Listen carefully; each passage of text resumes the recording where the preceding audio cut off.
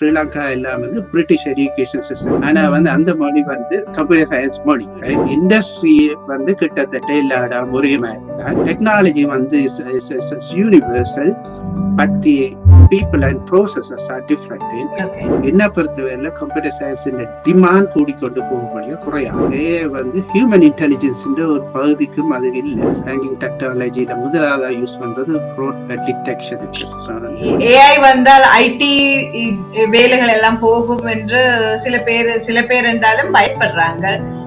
இவ்வளவு வருஷத்தை எக்ஸ்பீரியன்ஸ் இருக்கிற நீங்கள் அப்படி நினைக்கிறீங்களா? இந்த ஏஐ வந்தால் வேலை போயிடும் என்று நினைக்கிறீங்களா? தொழில்நுட்ப மாற்றம் ஒன்று வரக்குள்ள, டெக்னாலஜி சேஞ்ச் ஒன்று உலகத்துல வரக்குள்ள வந்து சில வேலைகள் வந்து இல்லாம போகும், சில வேலைகள் வந்து புது வேலைகள் வந்து உருவாகும். ஸ்பீடை விட செக்யூரிட்டி தான் முக்கியம். ஃபியூச்சர்ல உலகத்தை ஆடு போடுறது மனுஷனா ஆர்டிபிஷியல் இன்டெலிஜென்ஸா? நான் வந்து ஒரு சாதாரண மனுஷன், ஒரு கிராமத்துல பிறந்து வந்த ஒரு கிராமத்து பிள்ளை. We listen, we learn, we connect, where every story matters. Welcome to Beyond Borders with Meera Shankar. നമസ്കാരം. ബിയോണ്ട് ബോർഡേഴ്സിന്റെ മറ്റൊരു എപ്പിസോഡിലേക്ക് എല്ലാവർക്കും സ്വാഗതം. ഇന്ന് നമ്മോടൊപ്പം ഉള്ളത് ശ്രീലങ്കയിൽ നിന്ന്, സ്പെഷ്യലി ജാഫ്നയിൽ നിന്ന് ബോർഡേഴ്സ് കടന്ന് ജർമ്മനി വഴി കാനഡയിൽ വന്നെത്തി നിൽക്കുന്ന ശ്രീലങ്കൻ തമിഴ് പ്രൊഫഷണൽ ആണ്. നമുക്ക് നേരിട്ട് തന്നെ അദ്ദേഹത്തോട് കാര്യങ്ങൾ ചോദിച്ചറിയാം. வணக்கம். Beyond Porter's with Meera Shankar. இன்றைக்கு எபிசோட் உங்களை அன்புடன் வரவேற்கிறோம். வணக்கம் ஐயா. இன்றைக்கு நம்ம கூட சாங்கேதிக வித்யா மற்றும் நிதித்துறையில் 25 வருஷத்துக்கு மேல அனுபவமுள்ள ஒரு பிரமுக വ്യക്തി. ஜெர்மனியிலுள்ள டெக்னிக்கல் யூனிவர்சிட்டி ஆஃப் பெர்லினில் பிருதானந்தர பிருதம் எடுத்தவர். இவர் கனடா பேங்கிங் துறையில் டிஜிட்டல் டிரான்ஸ்ஃபர்மேஷன் பணிகளுக்கு நேതൃത്വം கொடுக்கிற ஒரு சீனியர் சொல்யூஷன் ஆர்கிடெக்ட். 36 നാടുകളിൽ ഡിജിറ്റൽ പ്രോഡക്റ്റുകളിൽ നയിത്ത പരിചയവും ടിഡി மற்றும் ஸ்கோஷியா பேங்கிലെ மிகச்ச அனுபவம் இவர்களுக்குண்டு. கம்யூனிகேஷன் டெக்னாலஜியில் பேட்டன்ட் வாங்கிய இளங்கோ சான் நம்ம பிளாட்ஃபார்மில் வரவேற்கிறோம். அண்ட் முதலுடைய கேள்வி என்னவென்றால், ஸ்ரீலங்கா ஜஃப்னால இருந்து ஜெர்மனியில படித்து பல நாடுகள் பயணம் செய்து இப்போ கனடாவில் இருக்கிறீர்கள். அந்த பயணத்தை பத்தி கொஞ்சம் சொல்லுங்கள். எப்படி இருந்தது உங்களுடைய ஜாஃப்னாவுடைய உங்களுடைய எஜுகேஷன் எப்படி இருந்தது? நீங்கள் ஜெர்மனியில படித்த உங்களுடைய வாழ்க்கை எப்படி இருந்தது? உங்களுடைய ஒர்க் எக்ஸ்பீரியன்ஸ் எப்படி இருந்தது? இப்போ நீங்கள் பயணித்து இங்க வந்து உங்களுடைய ஒர்க் எக்ஸ்பீரியன்ஸ் இப்ப எப்படி இருக்கிறது? இந்த ஒரு டிராவல் இருக்கല്ലോ, அந்த டிராவலை பத்தி கொஞ்சம் சொல்லுங்களேன். நன்றி என்னை இந்த நிகழ்ச்சிக்கு அழைத்ததற்கு. எனது யாத்திரை ஆரம்பத்துல நான் யாழ்ப்பாண குடாநாட்டுல, இலங்கையில யாழ்ப்பாண குடாநாட்டுல பருத்தித்துறை என்ற ஒரு நகரத்துல, அங்க ஒரு ஆத்தியடி என்ற கிராமத்துலதான் நான் பிறந்து வாழ்ந்தேன். அந்த கிராமத்துல இருந்து ஒரு பக்கத்துல இருக்கிற பருத்தித்துறை என்ற ஒரு கல்லூரியில, ஹார்ட்லி கல்லூரியில நான் படிச்சு 81ஆம் ஆண்டு நான் இலங்கையில இருக்கிற பேராதனியா யூனிவர்சிட்டிக்கு என்ஜினியரிங் ஃபேக்கல்டிக்கு நான் செலக்ட் பண்ணி அங்க 80ஆம் ஆண்டு படிக்க சென்றேன். அப்ப அந்த 83ஆம் கலவரம் நடந்த பிறகு அங்கே எங்களுக்கு பல்கலைக்கழகம் ஒரு காலகட்டத்துக்கு மூடப்பட்டிருந்தபடியா எங்களுக்கு ஒரு அன்சர்டனிட்டி இருந்தது, இது தொடர்ந்து நடக்குமா இல்லையான்னு. அப்ப அந்த நேரத்துல நாங்கள் சில பேர் திருப்பி போக இயலுமா இல்லையா அந்த நிலைமை எங்களுக்கு இல்லாத நேரத்துல வெளிநாட்டு யூனிவர்சிட்டிஸுக்கு நாங்கள் அப்ளை பண்ணி கொண்டிருக்கல. நான் பெர்லின்ல இருந்த டெக்னிக்கல் யூனிவர்சிட்டிக்கு அப்ளை பண்ணினேன். இப்ப நான் ஸ்ரீலங்கால நான் வந்து சிவில் இன்ஜினியரிங் தான் செகண்ட் இயர் படிச்சு, நாங்க வந்து ஃபர்ஸ்ட் 2 years வந்து இன்ஜினியரிங், அதுக்கு பிறகு நான் சிவில் இன்ஜினியரிங் தான் படிக்கிறதுக்கு இருந்தேன். ஆனா ஜெர்மனிக்கு போகக்குள்ள நான் வந்து எலக்ட்ரானிக் இன்ஜினியரிங்க்கு அப்ளை பண்ணினேன். சொன்னேன் அங்க போயிட்டு தெரியாது, அங்க வந்து மாடர்ன் டெக்னாலஜி படிக்கலாம்னு சொல்லி. இப்ப ஜெர்மனிக்கு நான் வந்து 84ஆம் ஆண்டு ஜெர்மன் மொழியில தான் நாங்கள் யூனிவர்சிட்டி கல்வி கொடுக்கிறபடியால் ஒரு வருஷம் நான் வந்து ஜெர்மன் மொழியை கற்று, அதுக்கு பிறகு அந்த நேரத்துல நான் ஒரு எலக்ட்ரானிக் இன்ஜினியர் ஒருத்தரை சந்திச்சேன். அவர் சொன்னார், நீ எலக்ட்ரானிக் இன்ஜினியரிங் படிக்காம கம்ப்யூட்டர் சயின்ஸ் படி, அது ஈஸியும் மற்ற வந்து அது ஒரு எதிர்காலத்துக்கு ஒரு தொழில்முறை என்றபடியா அதை படிக்க சொல்லி அவர் சொன்னதபடியா கம்ப்யூட்டர் சயின்ஸ் படிச்சேன். படிச்சு முடிச்சுட்டு அங்க நான் வந்து வேலை செய்து கொண்டு இருந்தேன். 2012ஆம் ஆண்டு மட்டும். 2003 பிறகு என்ற சகோதரர்களும் இந்த யுத்தத்தால நாட்டை விட்டு பிரிஞ்சு போகல. 2 சகோதரர்களும் எங்களோட அம்மா இங்க கனடாக்கு வந்தபடியா அப்ப நான் யோசிச்சேன் நீங்க வந்திருப்போம்னு சொல்லிட்டு இங்க வந்தேன். இங்க முதலாவது நான் ஸ்கோஷியா பேங்க்ல தொடங்கினேன். டிடி பேங்க்ல வேலை செய்துட்டு இருக்கிறீங்க.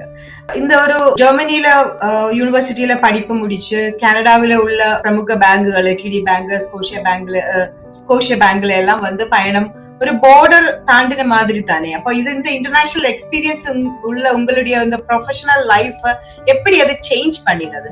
நாங்கள் கிராமத்துல நாங்க படிச்சது தமிழ் மீடியத்துல படிச்சது.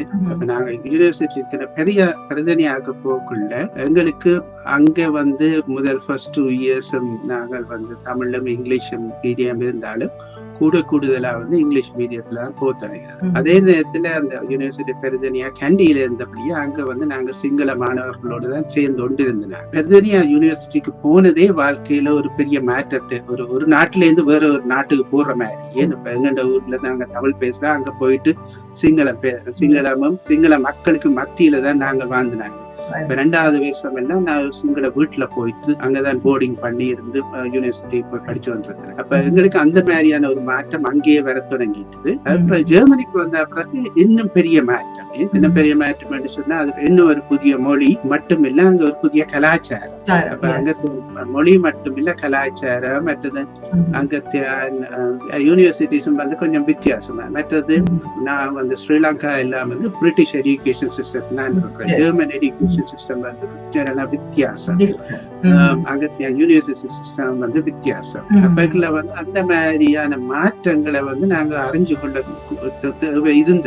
அந்த மாற்றங்களை நாங்க அறிஞ்சு கொள்ள தேவையா இருந்தபடியா எங்களுக்குள்ளே ஒரு மாற்றம் அதால உருவாக. உதாரணத்துக்கு முதலாவது 2-3 வருஷங்கள் ஒரு ஸ்டூடெண்ட் ஹாஸ்டல்ல இருந்தேன். அந்த ஸ்டூடெண்ட் ஹாஸ்டல்ல இந்த நேபர்ஸ் ஒரு ஜெர்மன், ஒரு கிரீக்காரர், ஒருத்தர் இரான் காரர், ஒருத்தர் இந்தியன், பங்களா, அப்படி சொல்லி ஒவ்வொரு நாட்டுக்காரர்களோட ஒன்றா நாங்க இருக்கக்குள்ள எங்களுக்கு அவர்கள் இந்த நாட்டு முறைகள், அவர்கள கலாச்சாரங்கள், அவர்கள பிரச்சனைகளோட சேர்ந்து இருந்தபடியா எங்களுக்குள்ளேயே ஒரு மனமாற்றம் ஏற்பட தொடங்கி இருக்குமே. அந்த அளவுல பார்க்க போக்குள்ள ஒரு காலகட்டத்துல இந்த வாழ்க்கையில ஜெர்மனியில எனக்கு ஏராளமான தமிழ் நண்பர்கள் இருந்தவர்கள், தமிழர்களோட ஏராளமான தொடர்புகள் இருந்தது. ஆனால் ஒரு காலகட்டத்துல படிப்பும் வேலையும் அங்க குடும்பம் என்று சொல்லி உருவான பிறகு எங்கண்ட முழு நாள் ஜெர்மன் மொழியில தான் எங்கண்ட வாழ்க்கை உருவாக தொடங்கி. அப்ப அந்த இதுகள் எங்கண்ட மனத்திலேயும் ஒரு மாற்றத்தை உருவாக்கும். நாங்க சாப்பாடு நாங்க பேசுறது சந்திருக்கிற மாற்றங்கள் ஏற்படும். ஓகே, இப்போ நீங்க நிறைய டிஜிட்டல் ப்ராஜெக்ட்களை ஹேண்டில் பண்ணி இருக்கிறீங்க. ஒவ்வொரு நாட்டிலேயும் அந்த டெக்னாலஜியை பாக்குற விதங்கள் டிஃப்ரெண்டா இருக்கும். உங்களோட பார்வையில அந்த டெக்னாலஜி ஒவ்வொரு நாட்டிலேயும் எவ்வளவு வித்தியாசமா இருக்கும், எப்படி டிஃப்ரெண்டா இருக்கு? என்னன்னு சொன்னா உலகத்துல சில விஷயங்கள் யூனிவர்சல். எங்களுக்கு மொழி வித்தியாசங்கள் இருக்கலாம், இல்ல கலாச்சார வித்தியாசங்கள் இருக்கலாம், மத நம்பிக்கையில வித்தியாசங்கள் இருக்கலாம். ஆனா சயின்ஸ்ல வித்தியாசம் இல்லை. உலகத்துல அது ஒரு மொழி. மேத்தமேட்டிக்ஸ் ஒரு மொழி, கம்ப்யூட்டர் சயின்ஸ் ஒரு மொழி. என்றபடியால் அது எனக்கு ஒரு கம்ப்யூட்டர் சயின்ஸ் படிச்சபடியால் அது எனக்கு ஈஸியா இருந்தது. எங்க போனாலும் எந்த கம்பெனிக்கு போனாலும் அது அதுல வித்தியாசம் இல்லை. எந்த நாட்டுல இருந்தா எல்லா நாட்டு மக்களும் கம்ப்யூட்டர் சயின்ஸ்ல ஒரு மொழி தான் பேசுறாங்க. ஒரு மொழி என்று பல மொழிகள் இருக்குது. ஆனா அந்த மொழி கம்ப்யூட்டர் சயின்ஸ் மொழி.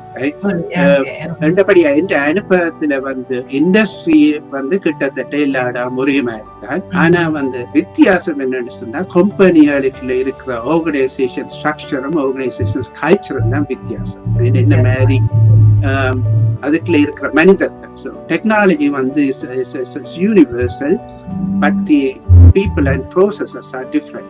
Okay, அவ்வளவுதான், அந்த வித்தியாசம் தான் இருக்கு. அப்ப இது எப்படி என்றா ஒருத்தர் 2 பேர் லவ் பண்ணும்போது அந்த லவ்வுக்கு மொழி இல்ல, லவ் தான் மொழி என்று சொல்ற மாதிரி தான் இதுக்கு இந்த கம்ப்யூட்டர் சயின்ஸ்ன்றது ஒரு மொழி தான். ஒவ்வொரு கம்பெனிக்கும் டிஃப்ரெண்டா இருக்கிறதுன்னு சொல்ற மாதிரி தான் நீங்களும் சொல்றீங்க. அப்ப லவ் வந்து யூனிவர்சல் லாங்குவேஜ்.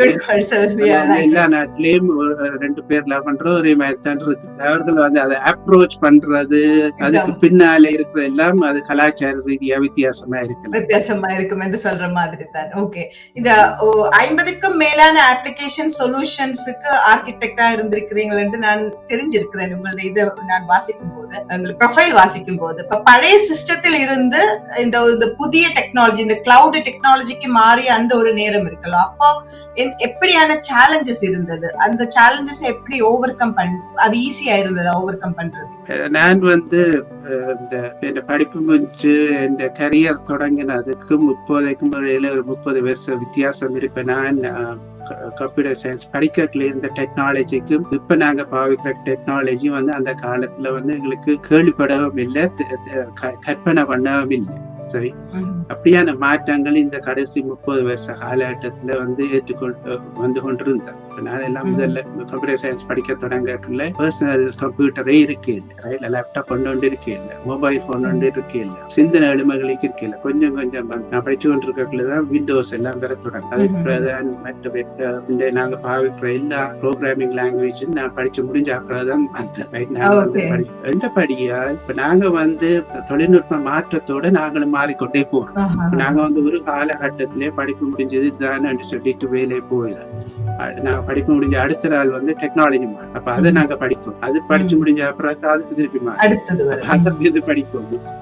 எங்க வாழ்க்கை முழுக்க வந்து நாங்க படிக்கிறதுல தொழில் செய்யற வந்து குறை வந்து இந்த கம்ப்யூட்டர் சயின்ஸ் வந்து ஒரு சயின்ஸ். அது வந்து அப்ளை பண்றது வந்து எங்கள்கிட்ட பொது வாழ்க்கையில எங்களுக்கு என்ன தேவை இருக்குதோ அதுக்குத்தான் அந்த சயின்ஸை நாங்க அப்ளை பண்றோம். அப்ப அதை அப்ளை பண்றதுல நாங்க வந்து என்ன இண்டஸ்ட்ரியிலையும் அதை நாங்க அப்ளை பண்ணலாம். ஜெர்மனியில நான் இருக்கிறது நாங்கள் வந்து மொபைல் கான்டென்ட் டெலிவரி எல்லாம் பேமெண்ட் சிஸ்டத்தில் பேசலான்னு வேலை செய்யறோம். இங்க வரைக்குல பைனான்சியல் இண்டஸ்ட்ரியில வேலை. நாங்க வந்து பிரின்சிபல்ஸ் என்ன, நாங்கள் எந்த தொழில்நுட்பத்தை நாங்கள் பாவிக்கிறோமோ அது வந்து எந்த இண்டஸ்ட்ரிக்கும் சரி எந்த ஸ்பேஸுக்கும் சரி அது வந்து இட்ஸ் a common, right? இப்போ எல்லாரும் சொல்றாங்க வந்து கம்ப்யூட்டர் சயின்ஸ் படிச்சுட்டு தொழில் எடுக்கிறது கஷ்டம், ஏனென்றா இந்த AI டேக் ஓவர் பண்ணிட்டது, இந்த என்ஜினியரிங் வேலை கிடைக்கிறது கஷ்டம், அதனால அந்த இண்டஸ்ட்ரிக்கு போக வேண்டாம், வேற ஏதாவது படியுங்கள்னு சொல்றாங்க. சோ அத பத்தி என்ன நினைக்கிறீங்க நீங்க? நினைக்கிறேன் 100 வருஷத்துக்கு முன்னா உலகத்துல வந்து கார்ன்ற தொகை குறைவா இருக்கு. அந்த காலத்துல அதுக்கு முன்னா குதிரை தானே அல்லது வந்து எங்கட நாட்டுல எல்லாம் மாட்டு வண்டியில தான் நாங்கள் பயணம் செய்யும். அந்த காலத்துல பலருக்கு வந்து கார்ன்னு சொன்னா என்னடே தெரியாது. இன்றைக்கு வந்து கார் பாவிக்காதாக்கள் இல்லை. அதே மாதிரி தான் உலகத்துல வந்து கம்ப்யூட்டர் சரி, கம்ப்யூட்டர் டெக்னாலஜி சரி, AI டெக்னாலஜி பாவிப்பு வந்து எதிர்காலத்துல அதிகரிச்சு கொண்டு போகக்கூடிய குறைஞ்சு கொண்டு போவாங்க. கம்ப்யூட்டர் சயின்ஸ்ன்றது வந்து ஒரு சயின்ஸ். இது வந்து AI சயின்ஸ் செய்யலாம். ஏஐக்கு வந்து நாங்க சொல்றதான் அதை செய்யும். சொல்றதுக்கு ஒரு அது AI சுய சிந்தனைக்கு ஏஐக்கு இல்லை. நாங்கள் வந்து சொல்றதுதான் ஏஐ வந்து செய்யும். அந்த அளவுக்கு தான் இப்போதைக்கு இருக்கு. அதுக்கு வந்து மாற்றம் வர்றதுக்கான சாத்தியக்கூறுகள் எதிர்காலத்தில் இருந்தாலும் தற்சமயம் வந்து ஏஐ கட்டியமைக்கிறதும் சரி, பில்டப் பண்றதும் சரி, கன்ஸ்ட்ரக்ட் பண்றதும் சரி, அதை டெவலப் பண்றதும் சரி, அது பாவிக்கிறதுக்கும் சரி, உங்களுக்கு வந்து அது சரியான விதத்துல பாவிக்கிறதுக்கு வந்து உங்களுக்கு வந்து கம்ப்யூட்டர் சயின்ஸ் அறிவு வந்து கட்டாயம் தேவை. இல்லாட்டி வந்து பாவிக்கலாம். ரெண்டபடியால் என்ன பொறுத்தவரையில கம்ப்யூட்டர் சயின்ஸ் டிமாண்ட் கூடிக்கொண்டு போகும்படியா குறையாது. அப்ப அப்படி அந்த ஒரு எஜுகேஷன் இது செலக்ட் பண்ற பிள்ளைகளுக்கு கூடாதுன்னு சொல்ல முடியாது. அதை செலக்ட் பண்ணினாலும் ஃபியூச்சர் ஒரு ஜாப்ன்றது செக்யூர்ன்னு தான் சொல்லலாம். என்ன பொறுத்தவரையில அதுதான் வந்து அந்த மோஸ்ட் செக்யூர் ஜாப்பா இருக்கு. மோஸ்ட் மணி மேக்கிங் ஜாபா கூட இருக்கலாம். என்னன்னு சொன்னால் இப்ப வந்து எங்களுக்கு ஒன்று விளங்கணும் ஏஐ என்று சொன்னால் என்ன. ஏஐ என்று சொன்னா ஆர்டிபிஷியல் இன்டெலிஜென்ஸ். ஏஐ வந்து ஹியூமன் இன்டெலிஜென்ஸ் ஒரு பகுதிக்கும் அது இல்லை. ஹியூமன் இன்டெலிஜென்ஸ் வந்து நான் வந்து உலகத்தின் கஷ்டமான காம்ப்ளெக்ஸ் பிரச்சனைல இருக்கு. ஏஐ வந்து நாங்க ஒரு கருவியாத்தான், இப்ப ஒரு டூலாத்தான் நாங்க இப்ப பாவிக்கவும் போறோம். அந்த டூலை வந்து பாவிக்கிற யாருக்கு கூட திறமை இருக்குதோ அவர்கள் தான் இந்த வேல்யூவை வந்து கூட்டுவினார். அப்படியானவர்கள் வந்து எதிர்காலத்துல கூடுதலா தேவை, அவர்களுக்கு கூடுதலான டிமாண்ட் இருக்கு. அப்ப இந்த ஏஐ இந்த டெக்னாலஜி என்றது வந்து பேங்கிங் இண்டஸ்ட்ரியை எப்படி அது மாற்ற போகுது, அல்லது இப்ப எப்படி அது மாற்றி இருக்கு, அல்ல இனி ஃபியூச்சர்ல அதை எப்படி அதை சேஞ்ச் பண்ண போகுது? பேங்கிங் டெக்னாலஜியில முதலாவதா யூஸ் பண்றது ஃப்ராட் டிடெக்ஷனுக்கு. நீங்க முக்கியமான பிரச்சனை, இந்த பேங்கின் அடிப்படை பிரச்சனை வந்து நம்பிக்கை. நீங்க வந்து ஒரு பேங்க் நம்புறபடியா தான் உங்களோட காசை அங்க வச்சிருக்கோம்.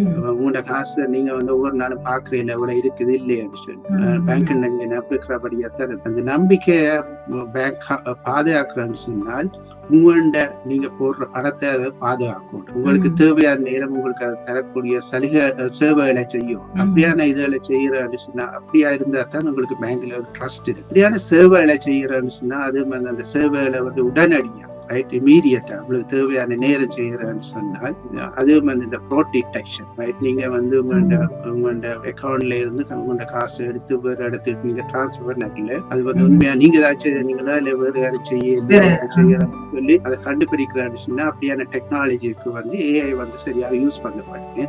ஏன்னு சொன்னா ஏஐ வந்து உங்களோட நீங்க என்ன மாதிரி உங்களோட பேங்கோட இன்டராக்ட் பண்ற அந்த பேட்டர்ன்ஸ் வந்து கலெக்ட் பண்ணி வச்சிருக்கு.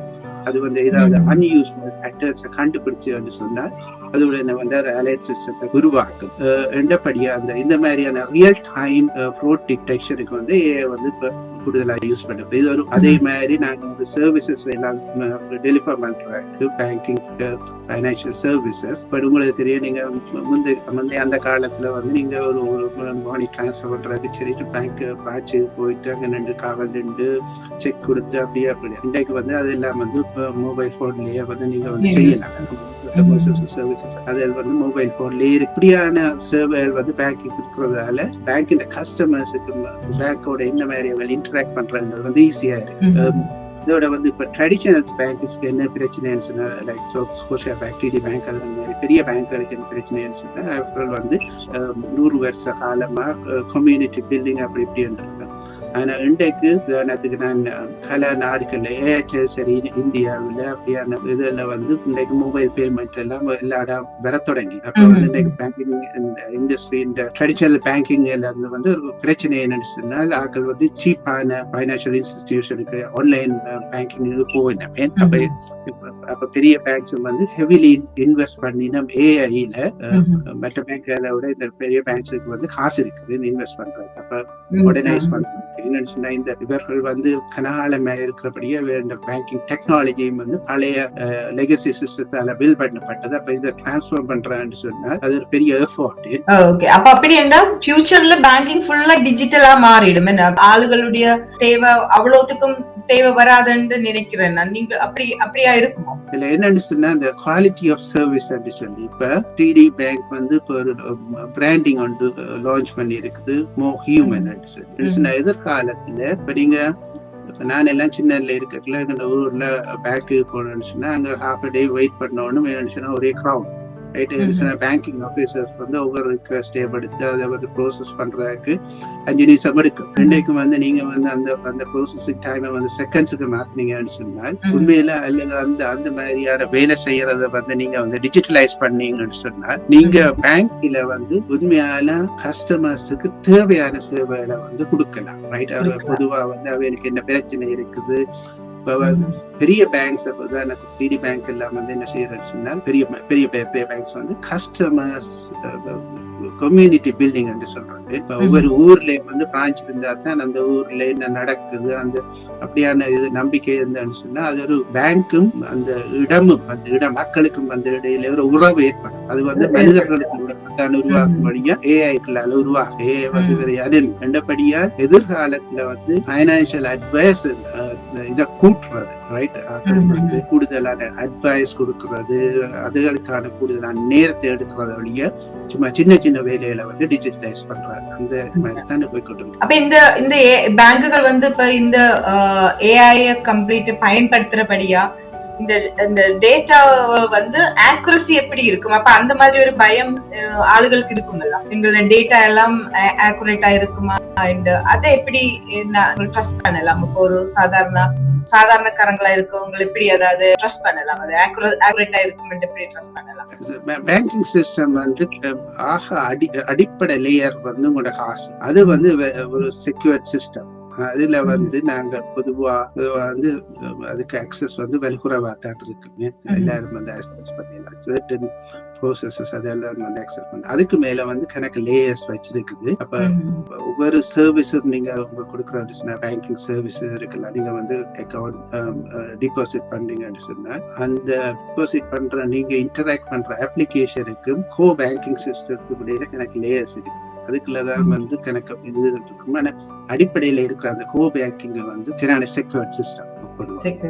அப்ப நான் ஏன் இந்த கேள்வி கேட்டேன் என்றால், இப்ப ரீசெண்டா கொஞ்சம் ஒரு 1 மந்த்க்கு கிட்ட இருக்கும் ஒரு சாட்போட்ட தப்பா உத்தரம் சொன்னபடியா, அதோ அவங்களுடைய அது போட்டதுல தப்பு வந்தபடியா ஸ்டாக் மார்க்கெட்ல பெரிய இடிவு வந்தது. அந்த அப்ப இந்த மாதிரி ஒரு ஏஐல ஏதாவது ஒரு தப்பான ஒரு முடிவெடுத்த ஹாலுசினேஷன் மாதிரி ஏதாவது வந்தால் அப்படி வர சான்ஸ் இருக்கா? அப்படி வந்தால் அது எவ்வளவுக்கு அது டேஞ்சரா இருக்கும் மொத்தத்துல எடுக்கும் போது? அது அந்த மாதிரி இப்போ திங்க் பண்ணி இருக்கிறீங்களா? இப்போ அந்த சாட்போட்டுடைய ரிசல்ட்டால அப்படி எல்லாம் ஒரு ஸ்டாக் மார்க்கெட் எல்லாம் பிரச்சனை வந்து, ஏன்னா நாமளும் எப்படி அதை எடுக்கிறோம், நம்மளோட பாயிண்ட் ஆஃப் வியூ என்ன மாதிரி தெரியாது. நாம போய் இப்ப சாதாரணமா நாம போய் டைப் பண்றோம், நமக்கு வார ரிசல்ட் என்ன மாதிரி என்று தெரியாது, அப்படி எல்லாம் தானே. அப்ப அது என்ன மாதிரி என்று நீங்கள் அதை பத்தி என்ன நினைக்கிறீங்க? இப்ப நீங்க வந்து யூ டோன்ட் ட்ரஸ்ட் ஏஐ.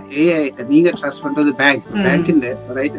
நீங்க ட்ரஸ்ட் பண்றது நீங்க எந்த பேங்க் இன்ஸ்டிடியூஷன்ல நீங்க காசு வச்சிருக்கீங்களோ அந்த இன்ஸ்டிடியூஷனை தான் நீங்க ட்ரஸ்ட் பண்றோம்.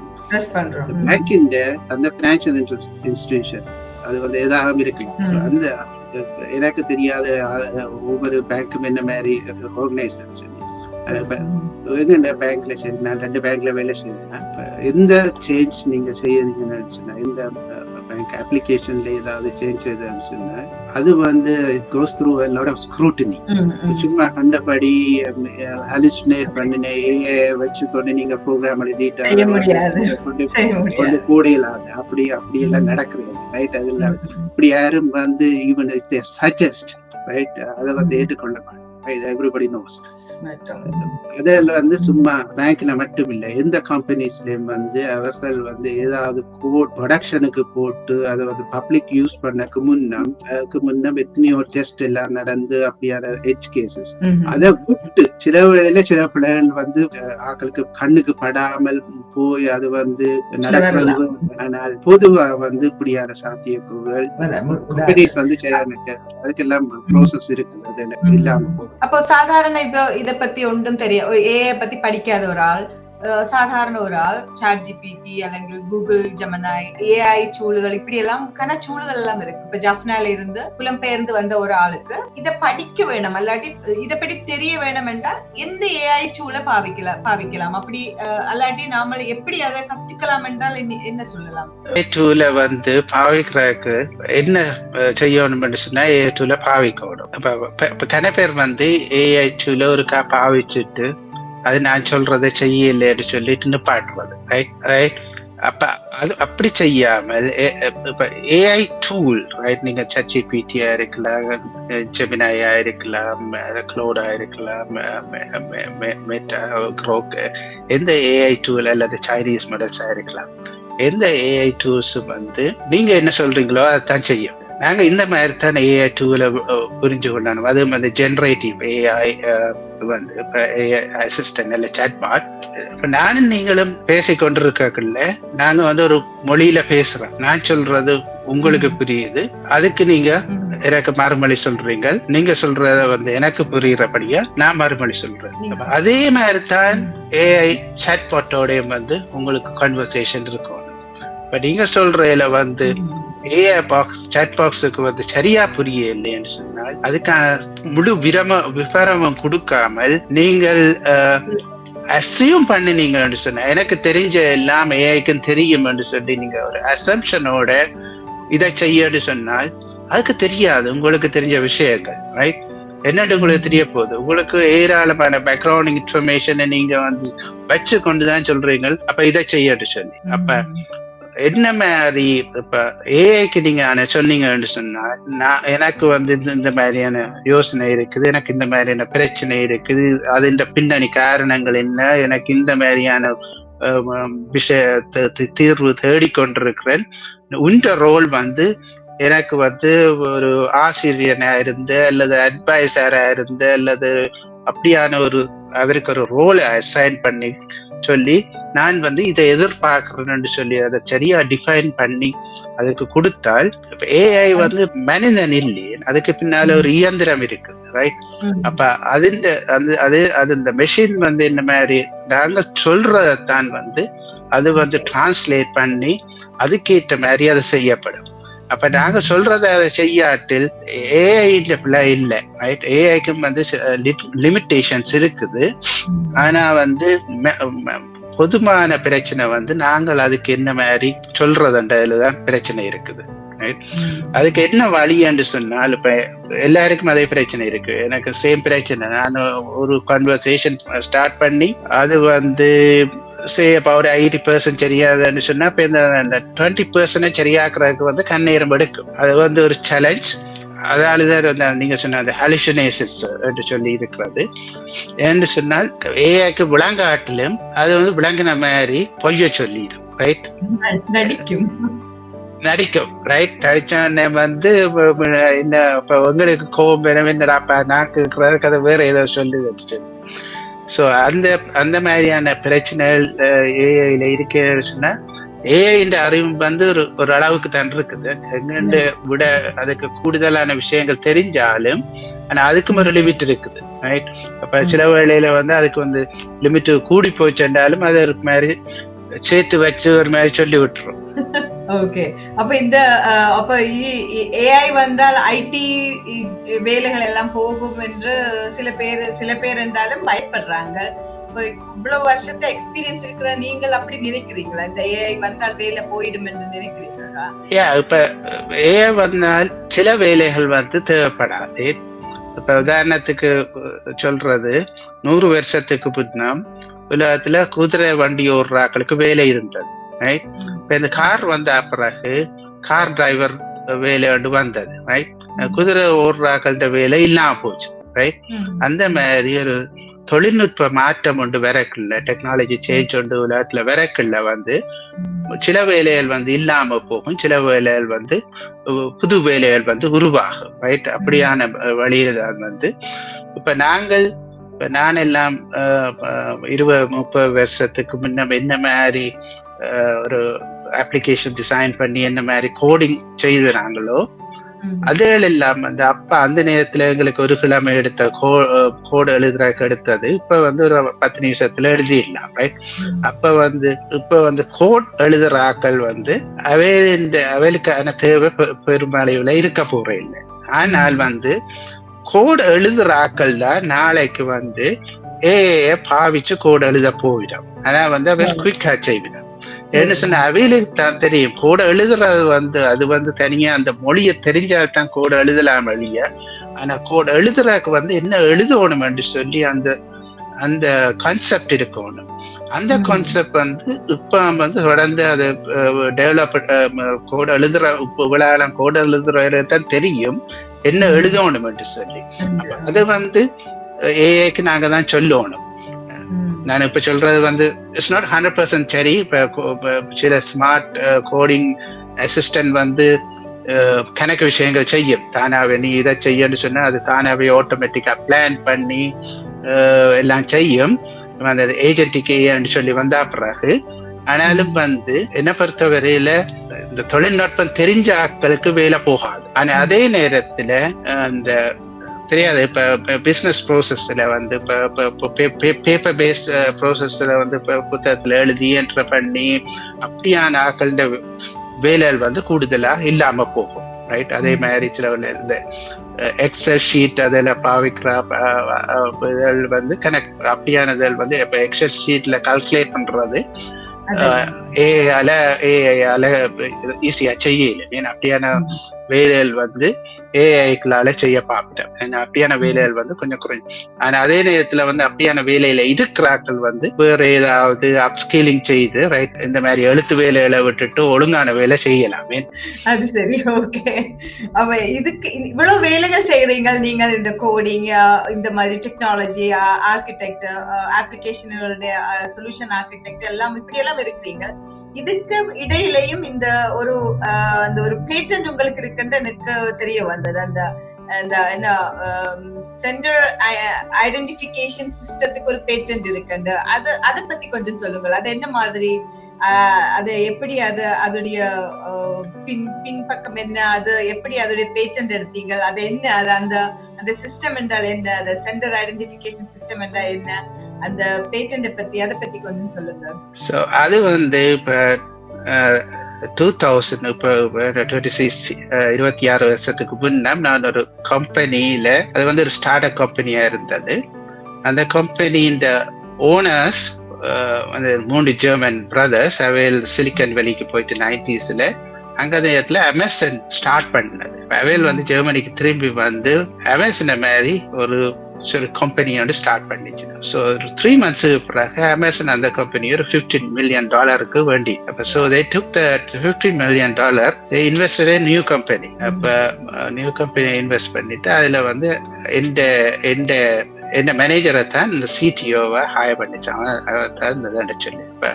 இப்ப நாங்க ஒரு கொஞ்சம் பேர் அந்த இதுல ஜாயின் பண்ணிருந்தாங்க. இப்ப நாங்க போயிட்டு போயிருந்த அந்த இது பில் பண்ணினது என்னன்னு சொன்னால், அந்த நேரத்துல நீங்க 2000 இப்ப ஆண்ட்ராய்ட் ஐபோன் ஒன்றும் இல்லை. அப்ப வந்து நோக்கியாவும் அப்படியான போன்ஸ் தான்.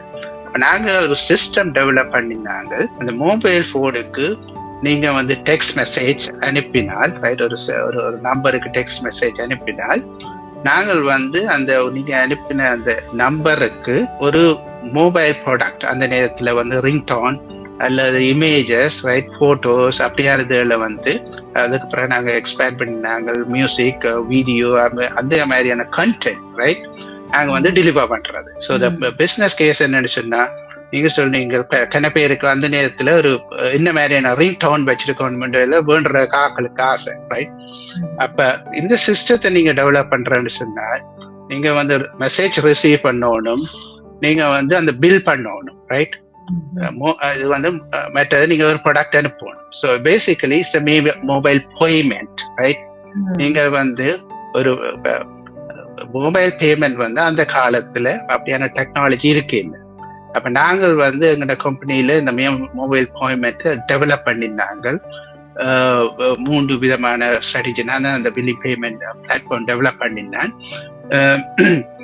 அதுல வந்து நாங்க கொஞ்சம் பேர் அதுல வந்து டெலிவரி சிஸ்டம் கொஞ்சம் பேர், நாங்க 3 பேர் 4 பேர் சேர்ந்து வேலை செய்தாங்க. அதை டெவலப் பண்ணியிருந்தாங்க. அதுக்கு வந்து நாங்க பேட்டன்ட் எடுத்துனாங்க. என்னன்னு சொன்னா அதுதான் முதல் திறன் அந்த மாதிரியான பேமெண்ட் சிஸ்டம் டெவலப் பண்ணாங்க. ஓகே, இது ரொம்ப கேட்கறதுக்கு ரொம்ப சந்தோஷமா இருக்கு. நம்ம அங்க ஸ்ரீலங்கால இருந்துள்ள பயணம், சிவில் வார் நடக்கும்போது போன அந்த சிச்சுவேஷன், அதுல இருந்து எல்லாம் படிக்கிறதுக்கான அந்த ஒரு ஆர்வத்தோட வந்து நிறைய சிச்சுவேஷனோட பயணித்து இப்படியான ஒரு மனதுக்கு சந்தோஷம் தார விதத்தில் உள்ள விஷயங்கள் எல்லாம் செய்யக்கூடிய நேரம் உங்களுக்கு இதுக்கிடையில எல்லாம் கிடைச்சிருக்கிறது நினைக்கும் போது ரொம்ப சந்தோஷமா இருக்கு, மகிழ்ச்சியா இருக்கு. இதே கூட தான் நீங்கள் மொன்றியல்ல வேலை செய்திருக்கிறீர்கள். நம்ம லீடா வேலை செய்யும் போது டிஃப்ரெண்ட் கண்ட்ரி பீப்புள் இருக்கும். அது எப்படியா இருந்தது? ஸோ இது வந்து இந்த பர்சனல் ஒப்பீனியன். டெக்னாலஜி வந்து உலகத்துல எல்லா இடம் ஒன்று தான். ஆனால் வந்து கல்ச்சர் வந்து வித்தியாசம். அந்த கம்பெனி நாங்க பில் பண்ண ப்ராடக்ட் வந்து ஒரு 5 வருஷம், ஒரு 3 or 4 years அது ஒரு பிக் சக்சஸ் அங்க ஜெர்மனிலையும் சரி. அதுக்கு பிறகு அது யூரோப்பிலேயும் வந்து பிக் சக்சஸ். கிட்டத்தட்ட நாங்க வந்து யூரோப்பியன் கண்ட்ரிஸ் எல்லாம், இங்க US, Canada, Asian countries, Singapore அப்படி எல்லா இடம் வந்து அது லான்ச் பண்ணி 36 நாடுகளுக்கு லான்ச் பண்ணி ஒரு பிக் சக்சஸ் ரைட். ஒரு 4 years பிறகு வேரிசைன் சொல்லி இங்க சிலிக்கன் வேலியில அந்த இங்க நீங்க வந்து .net.com டொமைன் ரெஜிஸ்ட்ரேஷன் பண்றாங்க. அந்த கம்பெனி தான் செக்யூரிட்டி கம்பெனி. அது வந்து எங்க கம்பெனியை வேண்டி யாஹுவோட சேர்ந்து டெவலப் பண்ணினது. ரைட், அப்படி டெவலப் பண்ணி கொண்டிருக்கல நான் வந்து அவையிலோட வந்து சிலிக்கன் வெளிக்கு போய் அவையிலோட சேர்ந்து யாஹுவோட சேர்ந்து வேலை செய்ததுன்றதுனால் அது வேலை செய்து கொண்டிருக்கல ஃபாக்ஸ் உங்களுக்கு தெரிந்தானே 20th century ஃபாக்ஸ் அதின் பேரண்ட் கார்பரேஷன் நியூஸ் கார்பரேஷன் வந்து எங்களை வேண்டி திருப்பி அது வந்து கம்பெனி வந்து பாக்ஸ் மொபைல் சொல்லி மாத்தி அவைல்ட ஐடியாவை என்னன்னு சொன்னா இந்த ப்ராடக்டை வச்சு இப்ப வந்து எங்களோட சிஸ்டம் வந்து என்னன்னு சொன்னா நீங்க அதுக்குள்ள கண்டென்ட் டெலிவரி செய்யலாம். கண்டென்ட் சொன்னா நீங்க ரிங்டோன் மட்டும் இல்லை, நீங்க வந்து வீடியோ டெலிவர் பண்ணலாம். ரைட், வீடியோட மியூசிக் டெலிவர் பண்ணலாம். நாங்க வந்து அந்த நேரத்துல ஸ்பாட்டிஃபை மாதிரி musical full track music deliver பண்ணின ஏராளமான தமிழ் பாட்டெல்லாம் நாங்க வந்து டவுன்லோட் பண்ணது இருந்தது. ரைட், அதுக்கு பிறகு அடுத்த ஸ்டெப் என்னன்னு சொன்னா நாங்க வந்து வீடியோ டெலிவர் பண்றது. அப்ப அந்த குரூப்புக்கு அவையில் வந்து நியூயார்க் சிட்டியில மேன்ஹாட்டன்ல வால் ஸ்ட்ரீட் பக்கத்துல அவையில் ஒரு ஆபீஸ் வந்து செட்டப் பண்ணி நான் அதுக்கு வந்து ஜாயின் பண்ணினேன். நான் அதுல ஜாயின் பண்ணி அது தாண்டி கொண்டிருக்கல தான் அந்த பீரியட்ல 2008 2009 எல்லாம் வந்து ஆண்ட்ராய்ட் ஐபோன் எல்லாம் வர தொடங்கின உடனே என்னோட பிசினஸ்ல வந்து காம்படிஷன் வர தொடங்கிட்டு. அப்ப எங்களோட பிசினஸ் மாடலை மாத்தணும். அப்ப நாங்க வந்து ட்ரை பண்ணி கொண்டிருந்தோம்னா இந்த நெட்ஃபிளிக்ஸ் மாதிரி ஒன்று டெவலப் பண்றாங்க. நாங்க ஏற்கனவே அப்ப அதை வந்து பில் பண்ணி கொண்டு அதுக்கு பேர் பிட்பாம். அப்ப அது செய்து கொண்டிருக்கல மொன்ட்ரியால்ல இருக்கிற ஒரு கம்பெனி அதை வேண்டி அங்க டெவலப் பண்ணேன். அதோட ஆர்கிடெக்சருக்கு வந்து நான் என்னத்தை அப்பாயிண்ட் பண்ணது. அப்ப நான் வந்து மொன்ட்ரியால்ல வந்து இருந்து வேலை செய்தேன். ஸோ உங்களோட கேள்விக்கு இப்ப நான் வந்து ஜெர்மனி சரி, நியூயார்க், இங்க மொன்ட்ரியால், இப்ப டொரண்டோல இருந்து வேலை செய்யல டெக்னாலஜி சொல்லக்கல எங்களுக்கு வந்து வித்தியாசம் இது ஒரு வித்தியாசம் இல்லை. ஆனா வந்து இந்த ஜெர்மனியில என்ன பொறுத்த வரையில ஒரு ஹைராக்கி கொஞ்சம் குறைவு. ஆக்களோட வந்து நேர டீல் பண்ணக்கூடிய இருக்கும். நேர வந்து நாங்கள் வந்து இங்க வந்து பேங்க்ல சரி அல்ல வேற இங்க கனடாவில கூடுதலான ஹைராக்கி இருக்கு. ஹைராக்கி இருக்கிறபடியால் நீங்க வந்து உங்களுக்கு நல்ல ஐடியா இருந்தாலும் அதை வந்து மெட்டாக்களுக்கு நன்றி சொன்னா இங்க வந்து ஒரு ஏராளமான பவர் பாயிண்ட் பிரசன்டேஷன் அப்படி இப்படி சொல்லி ஒரு பிசினஸ் கேஸ வந்து நாங்க வந்து உருவாக்குறதுக்கே கனாலம் எடுக்கும். ரைட், சரியான ஸ்லோ ப்ராசஸ். அப்படியான கல்ச்சரல் டிஃபரெண்ட் இருக்குது. மற்றும் என்ன பொறுத்தவரை ஜெர்மன் சிஸ்டம் சரியான எஃபிஷியன்ட் சிஸ்டம். அவங்க சப்போர்ட் பண்ணுவாங்க. அப்படி இன்டெலிஜென்டான ஒரு சிஸ்டத்தை உருவாக்குறவங்களை எல்லாரையும் நிறைய சப்போர்ட் பண்ணுவாங்க அங்கே. அங்க வந்து ஈஸி. ரைட், இப்ப என்ன பொறுத்த வரையில எனக்கு வந்து பேர்டன்ஸ் வந்து இப்ப கரியர் ரீதியா வந்து எனக்கு பேர்டன் இருக்கு. இல்லை, நான் வந்து அந்த கம்பெனில ஸ்டார்ட் பண்ணினேன். நான் அந்த கம்பெனியை விட்டு லீவ் பண்ணக்கல எனக்கு எக்ஸிக்யூட்டிவ் டைரக்டர் பொசிஷன் இருந்தது. அப்ப அந்த மாதிரியான அந்த கரியர் அட்வான்ஸ்மெண்ட் வந்து அங்க வந்து ஈஸியா இருந்தது. இப்ப கனடாவில வந்து கூடுதலா நேரம் எடுக்கும் அப்படியான கரியர் அட்வான்ஸ்மெண்ட்டுக்கு. சில இடங்கள்ல வந்து அட்வான்டேஜ் இங்க இருக்குது. இங்க நீங்க வந்து இங்கேயே பிறந்து வளர்ந்து படிச்சேன்னு சொன்னா கொஞ்சம் ஈஸியா இருக்கு. ஆனா வந்து வேற வெளியில இருந்து வர்றாங்களுக்கு பிக் ஆர்கனைசேஷன்ல ஏராளமான ஹைராக்கி இருக்குது. அது இங்கேயும் இருக்கு. யுஎஸ் கனடாவும் அப்படித்தான். எல்லா இடத்துலயும் அப்படித்தான். ரொம்ப நன்றி. எங்களுக்கு ஒரு செஷன் ஒன்று இருக்கு. அது ஒரு ஹிருதய தாளம்னு பேரு போட்டிருக்கிறோம். அது ரொம்ப ஒரு சின்ன சின்ன கேள்வி கேட்போம். அப்ப நீங்க ஸ்பீடா அதுக்கு மறுபடி சொல்லலாம். ஒன் வேர்ட் சொல்ற மாதிரியா. இப்ப உங்ககிட்ட கேக்குறோம் நாங்க, ஜெர்மனியா கனடாவா? இப்ப நீங்க ஆல்ரெடி அதுக்கு பதில் சொல்லிட்டீங்க. ஜெர்மனியா கனடாவா எது ரொம்ப உங்களோட இதயத்தோடு சேர்ந்து இருக்கிறதுன்னு கேட்டால் எதை சொல்லுவீங்க? நான் வந்து ஜெர்மனியில 28-29 வருஷம் இருந்தேன். நான் என் வாழ்க்கை கிட்டத்தட்ட அரைவாசி காலம் நான் ஜெர்மனியில கழிச்சபடியா இப்ப ஜெர்மனியில கூடுதலான எனக்கு வந்து ஒரு என்ன மனைவியும் ஜெர்மன் என்றபடியா ஜெர்மனியில கூடுதலான எங்களுக்கு ஈடுபாடு இருக்குது. ஆனா எங்களோட வாழ்க்கை இங்க கனடாலே எங்களுக்கு நல்லதுன்னு கருதுறோம். ஓகே, இப்போ இந்த பேங்கிங் ஏரியாவில வேலை செய்யும் போது ரொம்ப மிஸ் பண்ற ஒன்று எதுண்டா எதை சொல்லுவீர்கள்? பேங்க்ல வந்து ஸ்பீடை விட செக்யூரிட்டி தான் முக்கியம். அப்ப ஸ்பீடை மிஸ் பண்ணுவீங்க. ஓகே, ஓ ஸ்பீட மிஸ் பண்றீங்க. ஃபியூச்சர்ல உலகத்தை ஆழ போடுறது மனுஷனா ஆர்டிபிஷியல் இன்டெலிஜென்ஸா? மனுஷன். விஜயத்துக்கு ரொம்ப முக்கியம் ஹார்ட் ஒர்க்கா இல்ல கிருத்தியமான பிளானிங்கா? பிளானிங். உங்களுக்கு ஏற்றவும் ரொம்ப பிடிச்ச டெக்னாலஜி கேட்ஜெட்னா எது? செல்போன். ஒரு செல்போன் இருந்தா காணுவேன். ஒரு மனுஷனுக்கு ஒரு செல்போன் இருந்தா காணுவேன். Cellphone is amazing. சொல்லுங்க, என்ன சொன்னீங்க? செல்போனை பத்தி. அது cellphone is an amazing invention. Cellphone நீங்க ஒரு வீட்ல இருந்து வெளியில போகும்போது எதை எடுக்க மறந்தாலும் செல்போன் கூட இருந்தா காணுமென்ற மாதிரி வந்துட்டது இப்போ. ஒரு டீமை நீங்கள் லீட் பண்ணும்போது ஒருவருக்கு உங்களை பொறுத்த வரைக்கும் உங்களுக்கு நீங்கள் ரொம்ப விலை கொடுக்கிற குவாலிட்டி என்னது? Mind set. ஒரு புதிய இன்வென்ஷன் புதுசு கண்டுபிடிக்கும் போது ஒரு இனோவேஷன் மாதிரி இருக்கும்போது ஒருவருக்கு வேண்டியது அந்த இனோவேட்டிவான திங்கிங்கா இல்ல சேஃபான கெரியரா? எதை பத்தி நாம யோசிக்க வேணும்? நாங்க வந்து இனோவேஷன்ன்றது வந்து இமேஜினேஷனா இருக்கக்கூடாது. நாங்க வந்து தரையில தான் இருக்கணும். So we have to be grounded and innovate the next step, right?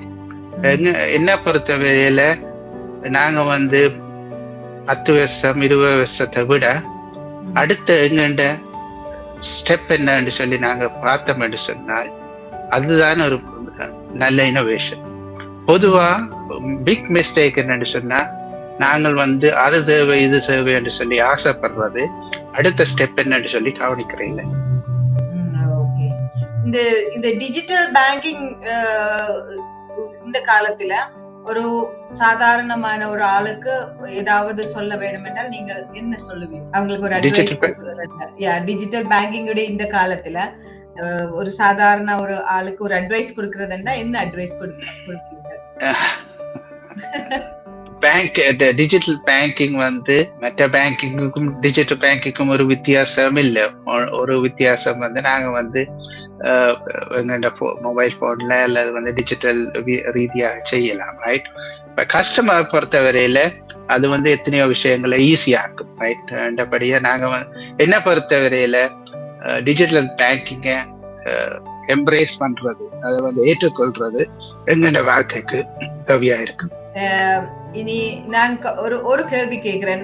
உங்களுக்கு பொலிட்டிக்ஸ் ரொம்ப பிடிக்கும்னு எனக்கு தெரியும், நேர்களுக்கு தெரியுமான்னு தெரியாது.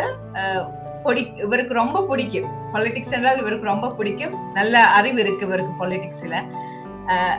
இலங்கையுடைய அந்த பொலிட்டிக்ஸ், கரண்ட் பொலிட்டிக்ஸும் நம்முடைய பாஸ்ட் பொலிட்டிக்ஸையும் பார்க்கும்போது அங்க இருந்து பயணித்து வந்த புலம்பெயர்ந்து வந்தவங்களுடைய அந்த பயணம் இப்போட்ட வாழ்க்கையை நீங்கள் பார்க்கும்போது இப்படித்தான் இருந்திருக்க வேணும் என்று நினைக்கிறீர்களா?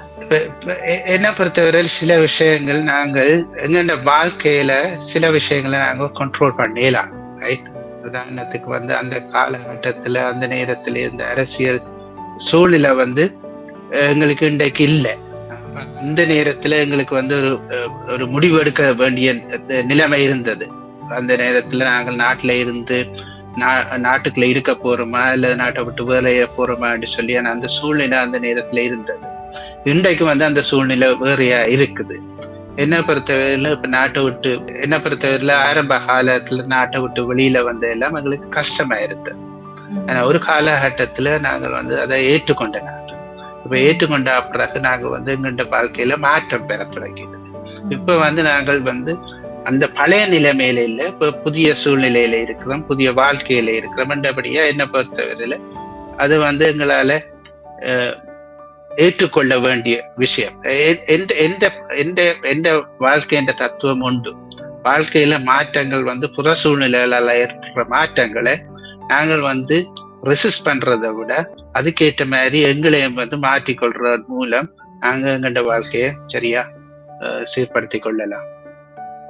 நன்றி.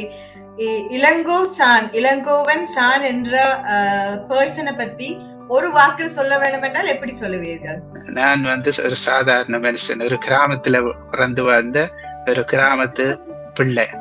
நன்றி, உங்களோட நேரத்துக்கு நன்றி. இவ்வளவு நேரம் எங்களோட பேசியதற்கு நன்றி. சாங்கேதிக வித்யை, இந்த டெக்னாலஜி வித்தியை தாண்டி ஹியூமனிட்டியும் அனுபவமும் எவ்வளவு முக்கியம் என்று இளங்கோசான் இந்த பேச்சிலூட நமக்கு தெரியப்படுத்தி இருக்கிறார். ஸ்ரீலங்காவிலே ஜாஃப்னாலே ஆரம்பிச்சு, பருத்தித்துறை என்ற கிராமத்திலே ஆரம்பிச்சு ஜெர்மனியில் படித்து அது கனடாவில் ஐடி துறையில் ஒரு பெரிய ஆர்கிடெக்டா வளர்ந்திருக்கிறார். இவர் மாற்றங்களை பயமில்லாம நேரிட வேண்டும் என்றும் அது நம்முடைய வாழ்க்கைக்கு ஏற்ற மாதிரி அதை அக்செப்ட் பண்ண வேண்டும் என்றும் இந்த பேச்சில் அவர் நமக்கு சொல்லி கொடுத்திருக்கிறார். ஏஐ போன்ற புதிய டெக்னாலஜிகள், அந்த வித்தியைகள் வரும்போது பயப்படாமல் அதை எப்படி பயன்படுத்தலாம் என்றும் அவர் தெளிவுபடுத்தி இருக்கிறார். பேங்கிங் துறையில் சவால்களையும் கிளவுட் மைக்ரேஷனை பற்றியும் நமக்கிட்ட பங்கு வச்சதுக்கு இளங்கோசானுக்கு மனமார்ந்த நன்றி. அதிர்கள் நம்மளை பிரிக்க முடியாது, அது புதிய உலகத்துக்கு பாலம் அமைத்தால்தான் என்று இந்த பேச்சு உறப்பிக்கிறது. அடுத்த எபிசோடில் மற்ற அதியோடு நமக்கு மீண்டும் காணாம். அதுவரை உங்களிடமிருந்து விடைபெறுகிறது மீரா சங்கர். Stay blessed. நன்றி, வணக்கம்.